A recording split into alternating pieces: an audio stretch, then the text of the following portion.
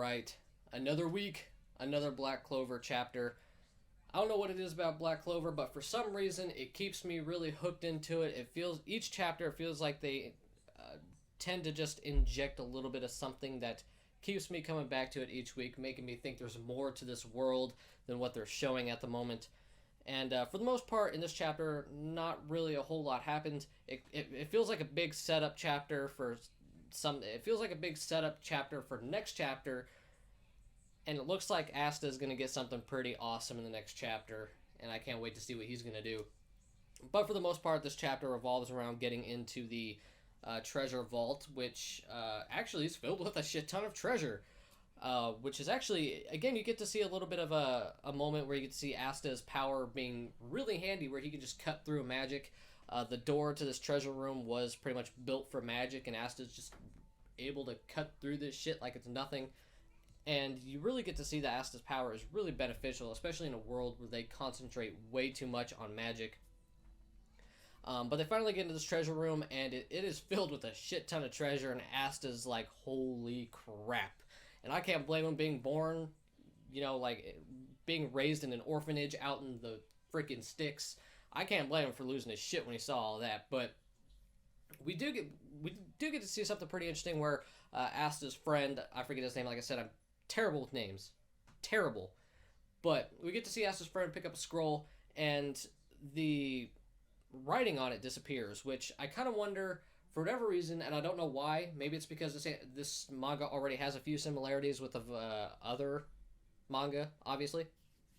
But it, for whatever reason, makes me think that maybe when the text disappeared from the scroll, it did something to the dude holding it, and he's going to turn evil. We're going to have like a Sasuke syndrome where he's turning evil. Asta and this guy want the same goal, just Asta's doing it for the right reasons. This other guy's doing it for the wrong reasons. That's just my goal. That's just not my goal, but that's just my idea or theory on this. I don't know if it's true or not. Maybe it's just, maybe I'm just thinking too deep into it. Maybe I personally don't have enough faith in the author of this manga to do actually something really different from like Naruto, for example, because it does have a lot of similarities, but I think that's just me. That's just the cliche I see in my head is that's the first thing I think of. I really hope they go a different route. I definitely, at the very least, want to know why this scroll just suddenly disappeared and why there's no writing on it or anything. And then, of course, near pretty much the end of this chapter, which is going to lead up to the next chapter, is we get to see Mr. Ice Guy come back, and we get to see a little bit more about the world that Black Clover set in. We pretty much learned that, of course, magic, for the most part, is based off of, the main elements: fire, water, earth, air, stuff like that. And apparently you can't control, I believe they said you can't control more than one type of element, which actually makes a lot of sense. But then we actually get to see that Mr. Ice Guy has also a sort of healing magic. And this is very interesting because it shows a lot more.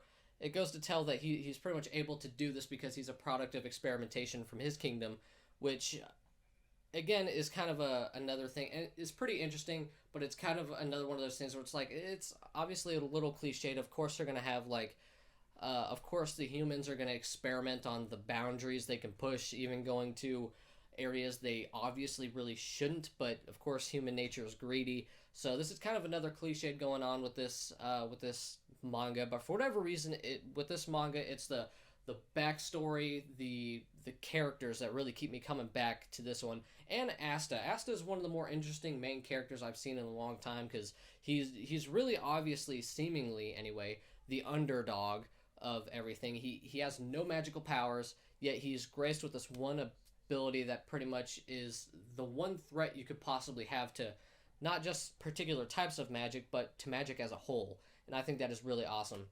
But we get to see Ice Guy come back, and he kind of has a plan to defeat Asta, where instead of beating Asta's ability of being able to cut through magic and deflect it, he's going to use Asta's physical limitations against him by using speed. And this actually does work, and he gets Asta knocked back a little bit, but we get to see, I want to know more about this bird too that's around Asta, poking him in the head and all that.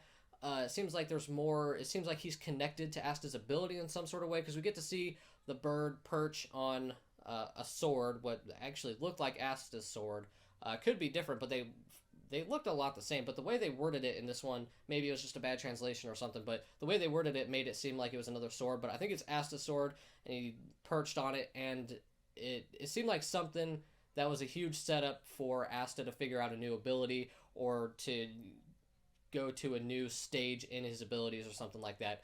But that was pretty much all that happened in this chapter. Overall, a really good chapter, really good setup chapter to see what happens in the next chapter. So hopefully they use that. Hopefully they built it up pretty well at the end of this chapter. Hopefully they don't waste the next chapter with useless content, and then the chapter after that they get to the meat and potatoes of what they led on to in this chapter.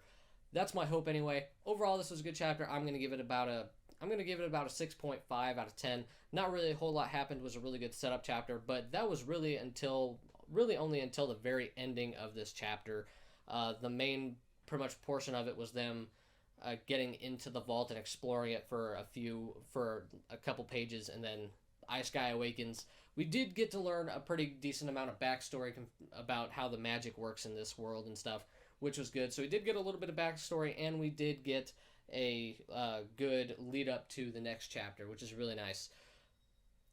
But that's pretty much all that happened in this chapter. 6.5 out of 10. I'm really excited to see what happens next chapter. I want to see what Asta's going to do, gets a new power or something. But thank you all so much for watching this video. If you guys have any input, let me know in the comment section below. If you guys have any idea on how I can improve these videos, let me know. I would greatly appreciate it. If you enjoyed, if you guys could give this video a like or subscribe, I would very much appreciate it. And again, thank you all so much for the love and support on the previous videos. It has been awesome. You all have been very supportive. Thank you all so much. I'll see you guys next time. I am out.